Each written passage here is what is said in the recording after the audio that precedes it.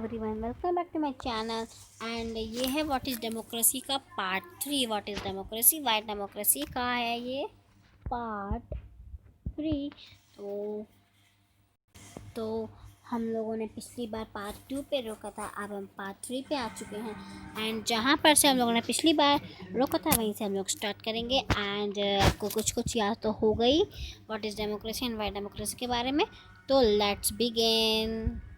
And इससे पहले आपको हमारे चैनल को subscribe and also like and also comment करके बताना। अगर आपको किसी भी चैप्टर की वीडियो चाहिए तो आप मुझे कमेंट करके बता सकते हैं।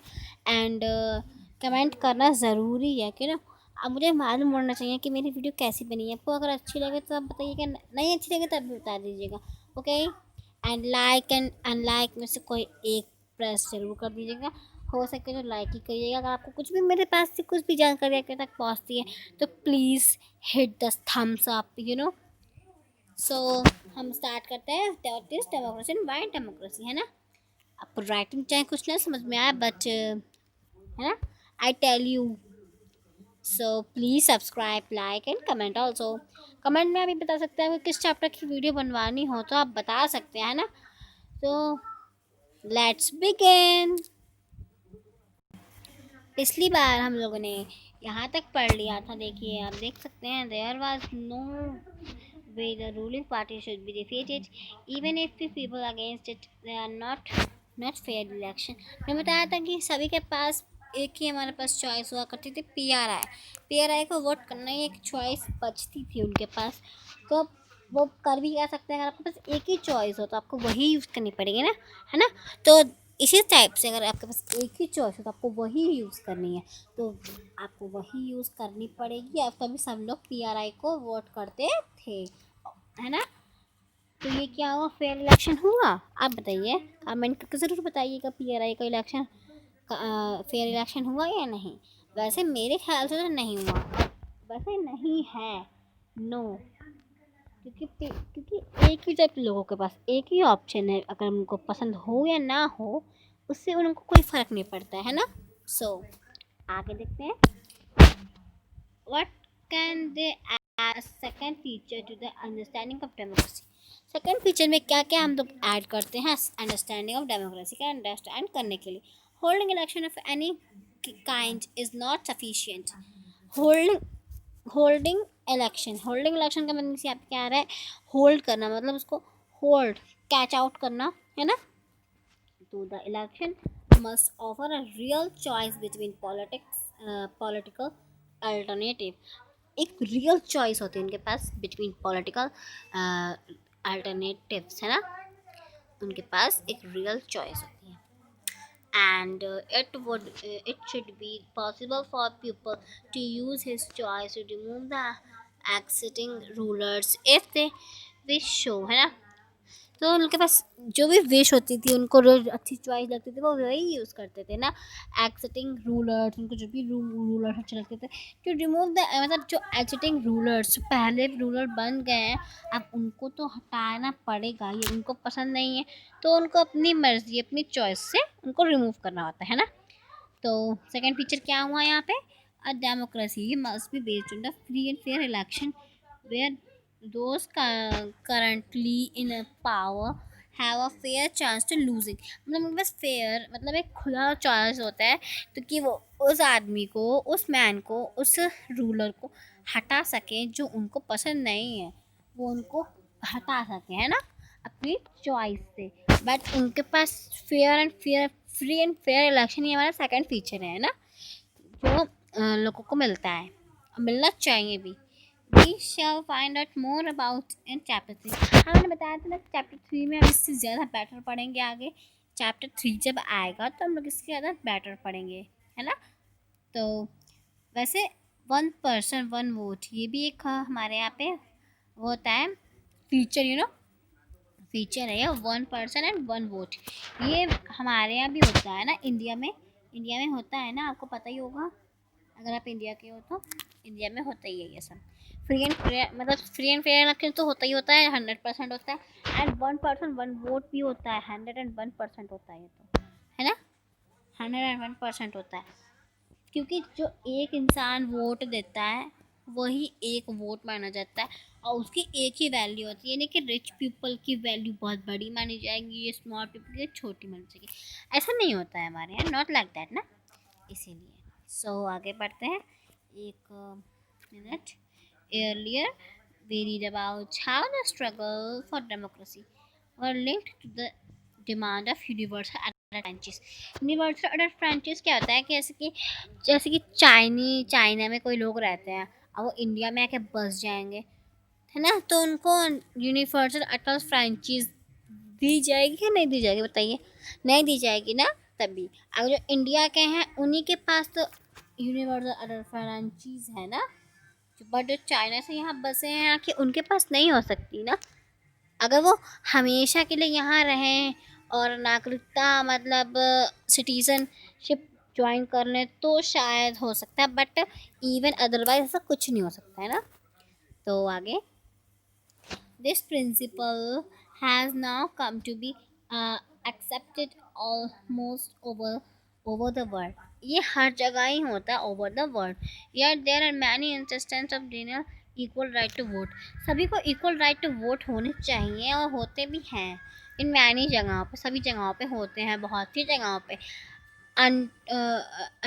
अंटिल 2015 का ये याद रखिएगा कब हुआ। In Saudi Arabian womens not have to right to vote. वहाँ पे सऊदी अरेबिया है, वहाँ पे उन लोग वुमेन्स के पास अभी तक वोट नहीं था। अभी 5 साल पहले ही उनको वोट मिला गया है, अभी तक नहीं था। आप सोच सकते हैं कि कैसा लगता होगा उन लोगों को, है ना। तो ये फ्री एंड फेयर इलेक्शन बिल्कुल भी नहीं था, जो हमारा सेकंड फीचर है बिल्कुल भी अलाउ नहीं करता है ये। तो आगे देखते हैं। And Estonia has made the citizenship ruler with a way that people belonging to Russia minority find it difficulty to get the right vote। जो सिटीजन्स एस्टोनिया उनको सिटीजनशिप मिली गई थी रूलर्स को जो रशिया मिनॉरिटी से आए हुए थे, एंड उनको डिफ़िकल्टी हो रही थी राइट टू गेट वोट, मतलब अच्छा मतलब सही वोट करना उनके हक को, है ना। तो है ना, उनको बस डिफ़िकल्टी होती थी कि उनको कैसे क्या करना है। उनको राइट टू वोट बहुत मुश्किल से ही मिला, बहुत डिफ़िकल्टी से मिल पाया, है ना। तो अब देखते हैं इनफिजी की कहानी। इनफिजी ये पॉइंट्स हैं बेटा, आपको याद करने पड़ेंगे, है ना, सभी को याद करने पड़ेंगे। एंड कुछ भी अगर डिफ़िकल्टी आए इनमें आप मुझको कमेंट बॉक्स में पूछ सकते हैं नीचे को, है ना। सो आगे देखें। इन फिजी में क्या होता है, electoral system is such that the vote of indigenous Fiji has more valuable than in Indian Fijian. जो इंडियन फिजियन होते थे मतलब उनके पास सिस्टम जो था उनका वोट का बहुत ही बिगड़ा हो गया था। मतलब democracy is based on the fundamental principle of the politics, sorry, democracy is based on the fundamental following equality. इनके इक्वालिटी के ऊपर ही होता है ना ये। और फिजी में ऐसा नहीं हो रहा था, मोर वैल्यू दी जा रही थी रिच पीपल्स को। मतलब रिच पीपल को इंडियन फिजी जो वहाँ पे रहते थे पहले से उनको मोर वैल्यू दी जा रही थी, जो बाद में आए थे रहने के लिए उनको बहुत कम दी जा रही थी। ऐसा तो गलत बात हुई, है ना। तो इसीलिए कहा गया फंडामेंटल प्रिंसिपल क्या हुआ इनका, मतलब प्रिंसिपल वो प्रिंसिपल नहीं, हमारे प्रधानाचार्य वो नहीं होता प्रिंसिपल, वो भी होता है, बट ये प्रिंसिपल एली वाला है। देखिए लास्ट में एली आ रहा है ना यहाँ पे, पी एली, तो ये प्रिंसिपल वो वाला नहीं हुआ। जो प्रिंसिपल होता है उसमें PAL होता है ना, तो इसीलिए। सो आगे देखें। तो that gives us the third feature. ये हमें क्या देता है, थर्ड फीचर देता है ना, fundamental principle of politic equality हम लोग को थर्ड फीचर देता है। तो अगर देखें, in a democracy each adult citizen must have one vote and each vote must have one value. मतलब एक एडल्ट सिटीजन के पास वन वोट होगा और उसकी वन ही वैल्यू होगी, एंड वन वोट वन सबका ही एक ही माना जाएगा, यानी कि रिच पीपल का एक नहीं माना जाएगा और स्मॉल पीपल का एक से भी कम माना जाएगा। ऐसा कुछ भी नहीं है, उनका वन वोट एक वैल्यू देगा और एक ही वोट देगा, है ना। तो ये हमारे इंडिया में है या नहीं है, बताइए बताइए। है, 100% है, ये हमारे इंडिया में है ना। सो आगे देखते हैं। इसके बारे में हम डिटेल में पढ़ेंगे चैप्टर 3 में, अभी इतना डिटेल नहीं हो रहा है। एट, देखो यहाँ पे क्या कह रहे हैं लोग, at last one man one vote. अब ये कह रहे हैं एट लीस्ट वन मैन होना चाहिए ना। I like I like it better when I was the one man and the one vote. वो बेटर फील करते हैं जब उनके पास one man and one vote होता है ना, वो कह रहे हैं। तो आगे देखते हैं, rule of law, respect of rights. Zimbabwe attaining independence from white minority rule in 1980. Zimbabwe ने अटैक किया independence day, independence from white minority rule. White minority rule क्या होता है, जैसे कि जो वाइट मिनॉरिटी लोग होते हैं, अंग्रेज लोग है ना, अंग्रेज लोग वाइट होते हैं तो उनको वाइट मिनॉरिटी कहा गया है ना। तो सो आगे देखते हैं, since then the country has been ruled by जानू पीएफ। जानू पीएफ वहाँ पे रूल्ड करते थे, वहाँ के एक तरीके से वीकन से वहाँ पे एक तरीके से राजा टाइप के होते हैं, वो थे वहाँ पे रूल्ड करते थे। और जानू एफपीवी है ना। आगे देखें, the party that lead the freedom struggle. वो द पार्टी होती थी कि फ्रीडम में मतलब खुले यहाँ स्ट्रगल करते थे वो लोग है ना। It's leader Robert Mugabe. Robert Mugabe क्या है, वो एक तरीके से उनके मिनिस्टर है ना, मिनिस्टर हैं। रूल द कंट्री, वो कंट्री को रूल करते सिंस इंडिपेंडेंस।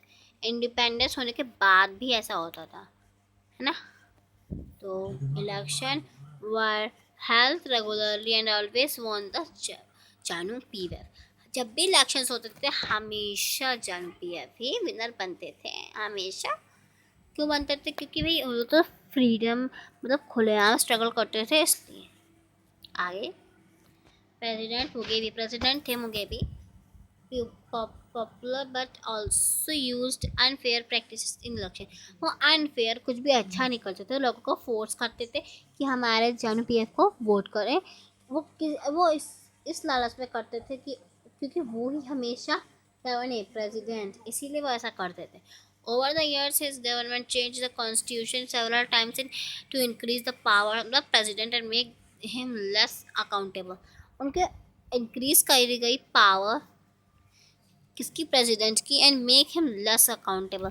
उनको लेस अकाउंटेबल बना दिया गया, उनको कोई ज़्यादा वो नहीं होनी चाहिए थी, तभी इसीलिए उन्होंने बहुत देखा कि उन्होंने बहुत से गंदे काम किए, दैट्स वाई ना। सो आगे देखते हैं, opposition party works for harshest meeting disrupted public protest and demonstrations against the government which declared illegal।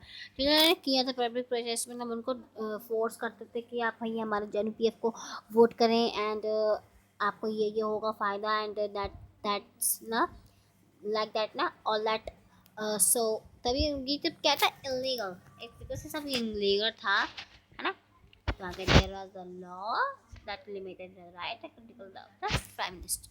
Television and radio are controlled by the government। जो टेलीविजन चलती थी only the ruler parties person।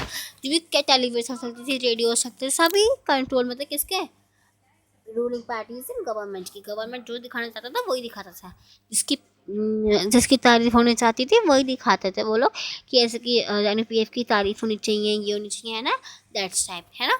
तो आगे देखते हैं, मेरे पास independence newspaper, but वहाँ पे इंडिपेंडेंट न्यूज़पेपर थे, बट वो भी कौन देता था, government has those journalist who went against it. वो भी मतलब न्यूज़पेपर में अगर जो भी ऐसी वैसी चीज़ें छाप देते थे जो लोग भी, तो उनको वो अगेंस्ट थे ना वो लोग, तो उनको वो सज़ा देते थे, पनिश करते थे है ना। The government ignored some court judgment and against it and proscribed judges। He was forced out of office in 2017।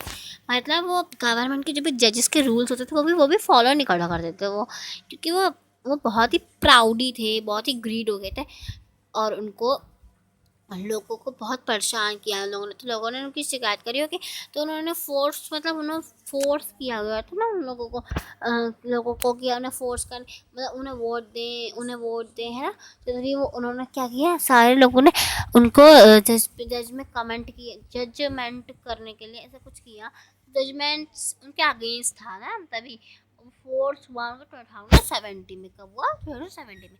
The example of Zimbabwe shows the popular approval of the rulers necessary democracy.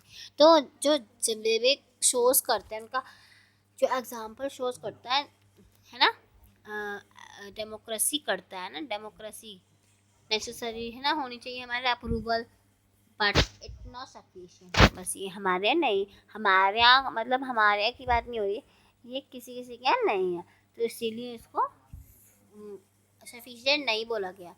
Popular governments can be undemocratic. कोई कोई governments popular governments हैं, वो ज़्यादातर undemocratic हैं। And popular leaders can be autocratic if wish to assess and important to look the election and उन लोग को importance होना चाहिए था ना, लोग ना गवर्नमेंट उनको लोग उनको ज़्यादा कुछ मालूम होना चाहिए था गवर्नमेंट के बारे में, इलेक्शंस के बारे में। And important to look before and after the elections. पहले उन लोग को इक्वली लगता था कि पहले इक्वल होगा, आफ्टर इलेक्शन को मालूम पड़ता था। There should be sufficient room for normal politics activities, including political opposition in the period and before elections। उनको elections से पहले तो ऐसा लगता था opposition होगा, बट ऐसा नहीं होता था। This required that the state should respect some basic rights of the citizen। जो स्टेज होता था, स्टेज नहीं, स्टेट होता था, वो रिस्पेक्ट करेगा बेसिक राइट सबको, सिटीजन्स को एक ही ऐसा समझेगा, बट ऐसा नहीं होता था, है ना। आगे they should be free to think that have opinion and explain to the public form association is to protest and take out elections। तो मतलब वो सोचते थे कि जो भी वो सोचेंगे, उनके पास ओपिनियंस होते थे, वो सबको बता सकते हैं। रूलर्स को जब भी इलेक्ट हो जाते थे, सीट्स पे बैठे जाते थे, उन सबको वो बता सकते थे, बट ऐसा नहीं होता था। कहीं कहीं पर वो तो पीपल्स के ओपिनियन लेना ही नहीं चाहते थे, सिर्फ अपनी ही चलाते थे, है ना, ऐसी जगहों पे होता है। तो पॉलिटिकल एक्शन लेने की ज़रूरत होती है उन लोगों के लिए, है ना। Everyone should be equal in the eyes of laws. जो लॉ की आंखें, कानून की आंखों से मतलब बच नहीं पाते, तो शुड बी इक्वल। कानून की आंखों से देखा जाए तो सभी इक्वल है, ये सिटीजन, ये सारे इक्वल, चाहे वो छोटा हो, मोटा हो, खट्टा हो, मीठा हो, है ना, बातों से खट्टा हो, मीठा हो। These rights must be protested by the independent। Independent क्या है, आगे देखते हैं। इसमें फिगर्स जो आते हैं वो बहुत कुछ बताते हैं हमको, है ना। Independent obeyed by everyone. जो जुडिशरी का ऑर्डर होता था वो सभी को मानना होता था, मानना पड़ता था, है ना, सभी को वो चीज़, है ना। We shall read more about these। अब जुडिशरी के ऑर्डर्स के बारे में हम लोग पढ़ेंगे चैप्टर 5 में, है ना। सो है ना, तो जुडिशरी के बारे में हम लोग पढ़ेंगे चैप्टर 5 में। Similarly these are flat way the government is run after the election. जो इससे हम लोग को ये मालूम पड़ता है कि गवर्नमेंट जो होती थी वो रन आफ्टर इलेक्शन चलती थी, है ना। A democracy government cannot do whatever it likes, simplify that is won the election। whatever it likes मतलब जो भी वो चाहते थे वो उसको इलेक्ट कर सकते थे और वही जीतता था। It had to respect some basic rules। उन लोग को रिस्पेक्ट करनी होती थी कुछ some basic rules की, है ना। In particular it has to respect some guarantees to the minority and सो हम लोग कहाँ पे थे, मिनियोरिटीज़, है ना, मिनियोरिटीज़ पे थे। मिनियोरिटी से every major decision has to go through a series of consulting. जो भी होता था डिसीजन हम लोग को कंसल्ट करना पड़ता था। Every office barriers has and certain rights and the responsibility constitution and the law. सारे कॉन्स्टिट्यूशन रिस्पॉन्सिबिलिटी कॉन्स्टिट्यूशन की हुआ करती थी, एंड जो भी होता था सब कॉन्स्टिट्यूशन के हाथ में था। Each of this accountable not only of the people but also to the other people, है ना। अदर पीपल्स की भी रिस्पॉन्सिबिलिटी हुआ करती थी, एंड रिस्पॉन्सिबिलिटी हुआ करती थी, सभी की रिस्पॉन्सिबिलिटी होती थी। Accountable not only for people, ना, इंडिपेंडेंट ऑफिसर्स की भी होती थी। वी शैल रीड, अब हम इसके बारे में चैप्टर 4 में पढ़ेंगे। चैप्टर 3, 4 एंड 5 दोनों के बारे में, इसके तीनों के बारे में इसकी बहुत वो चर्चा हुई है। Both these accept in the 4th and final feature, हम लोग को 4th एंड फाइनल फीचर मिलता है इसमें, है ना। 4th एंड फाइनल फीचर आप डेमोक्रेटिक, तो ध्यान से सुनिएगा, सारे फीचर्स आपको लर्न करने होंगे। Democratic government rulers within limit sets, है ना। तो कॉन्स्टिट्यूशनल लिमिट्स होती थी उनके पास, and constitutional law citizens have rights. Limits होती थी उनको, सिटीजन्स को मानना होता था, एंड उनके राइट्स होते थे कुछ, तो ये सभी है। तो आगे हम लोग देखते हैं next heading, summary definition. Summary definition में क्या होगा कि जो है कि समरी डिफाइन करनी होंगी हम लोग को, जब हम लोगों ने पढ़ा है डिफाइन करनी होंगी, सॉरी समरी को, है ना। Summary definition, let's some discussion of so far, हम लोग दूर जाना है। Simple, democracy is the form of government in which the rulers are elected by the people. ये बहुत ही ज़्यादा ज़रूरी है आप सभी के लिए, है ना, बहुत ज़्यादा ज़रूरी है। पूरी की पूरी आपको बिल्कुल अच्छे से लर्न करनी होगी ये, बिल्कुल, है ना,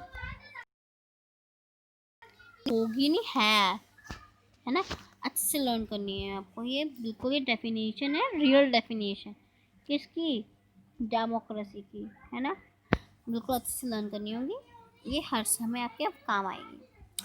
तो इसका मतलब देखते हैं, फॉर्म ऑफ गवर्नमेंट की, किसकी फॉर्म ऑफ गवर्नमेंट की, which the rulers are elected by the people, जो रूलर्स होते हैं इलेक्टेड बाय द पीपल होते हैं, तो उसी को हम लोग बोलते हैं democracy. We found that this definition was not equivalent unless expressing the keywords used in, मतलब ये बहुत जगहों पे अप्लाई नहीं होता है ये सब। डेमोक्रेसी वो लोग बोल देते हैं बट ऐसा होता नहीं है, rulers are elected by the people, है ना। Example the 4 feature of the, हम लोगों ने 4 फीचर पढ़े हैं ऑफ डेमोक्रेसी, है ना। And accordingly democracy is the form of government इन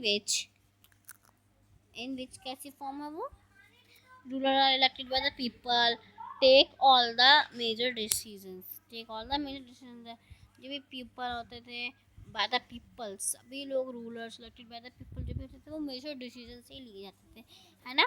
सो है ना, तो आगे देखते हैं election of choice and fair product. मैंने बताया ना, फेयर इलेक्शन होता है, this choice is upon available to all people at the equal basis, सबके इक्वल होती थी, अवेलेबल ऑल पीपल, सबके हिसाब से होती थी। Exercise of the choice is limited by the basic rules सबको फॉलो करने होते थे, चाहे वो सिटीजन ही क्यों ना हो, चाहे वो कोई लीडर हो, है ना, सभी को फॉलो करने होते थे।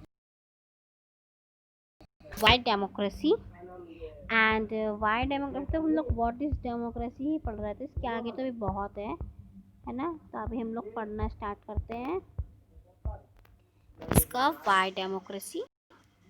तो वाई डेमोक्रेसी स्टार्ट करते हैं। ऐसे वाई डेमोक्रेसी का हम अगली वीडियो में स्टार्ट करते हैं, वाई डेमोक्रेसी, क्योंकि ये बहुत लंबी है। वैसे स्टार्ट देते, चलिए स्टार्ट करें।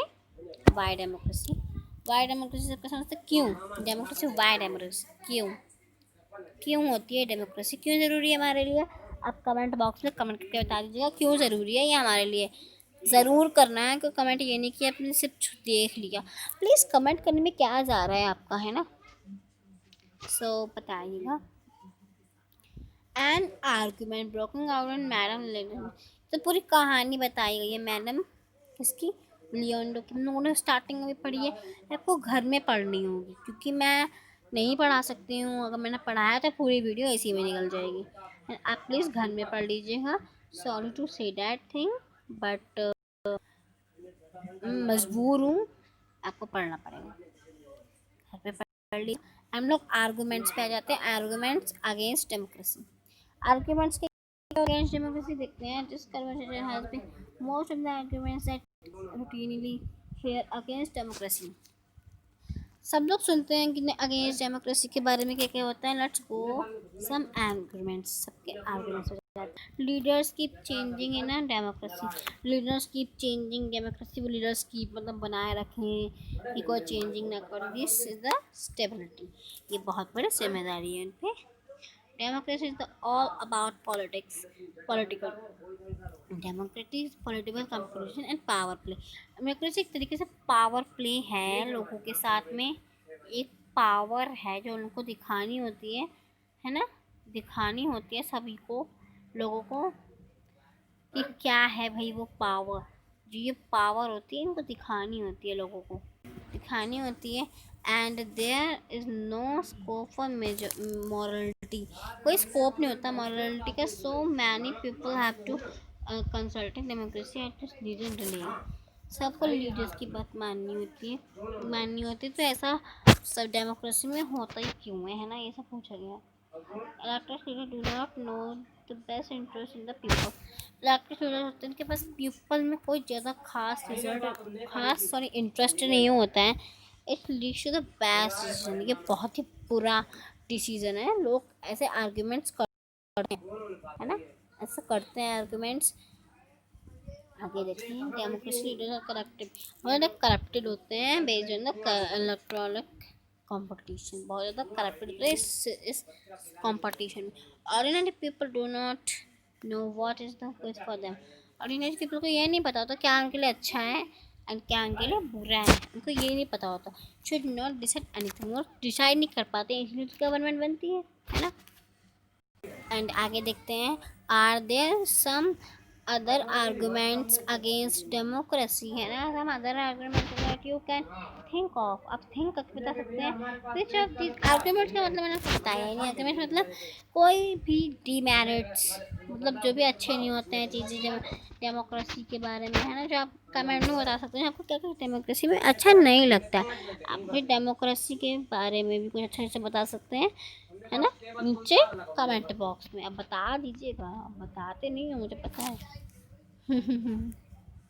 आगे देखते हैं।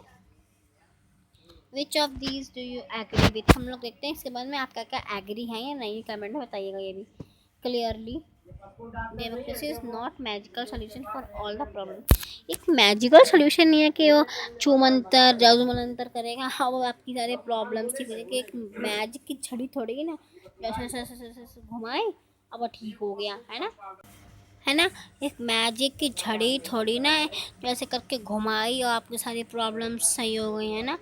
ऐसे करके घुमाने से ना सही हो जाता है, तो सभी सही कर लें, है ना, तो ऐसा थोड़ी ना है। तो क्या होता है, it has not ended poverty to countries as a part of the country. ये कोई ख़त्म नहीं होती है कभी। एंड आगे देखते हैं। क्लियरली नहीं। Democracy is the form of government only ensure. एक फॉर्म ऑफ गवर्नमेंट होती है जो इंश्योर करती है, क्या करती है देखते हैं आगे, एक मिनट। इंश्योर करती है people take their own decision. कि पीपल ओन डिसीजन, अपने डिसीजन पे रूल को चॉइस कर रहे हैं ना। Does not guarantee that their decision will be good. अब उनको भाई इतना ज़्यादा वो नहीं होता था कि इनके डिसीजन गुड है या बैड है ना। तो आगे देखते हैं। People can make mistakes. उनके पास बहुत मिस्टेक्स हो जाती हैं इन्वॉल्विंग, हमसे भी हो जाती है कभी कभी मिस्टेक्स, है ना, इन डिसीजन के डिसीजन में। Delay in decision making it is true. वो सही है या गलत है। लीडरशिप चेंजेस, लीडरशिप वो चेंज कर सकते हैं। एंड कम डिसीजन अफेक्ट्स, है ना। आगे देखते हैं। These arguments show that democracy of the kind we see money ideal of the form of government. हम लोग बहुत सारी फॉर्म देख सकते हैं गवर्नमेंट की, but that is not the question we face. ये कोई क्वेश्चन नहीं है रियल लाइफ का। Real life question we face is difference. जो रियल लाइफ क्वेश्चन है वो बहुत ही डिफरेंट है। हम कैसे बता सकते हैं आपको, हम ही जान सकते हैं। This is better than the other form of government. ये गवर्नमेंट की फॉर्म से अदर है, बहुत ज़्यादा अलग है ना। There is us choice from ना, ये हमारी चॉइस होती है।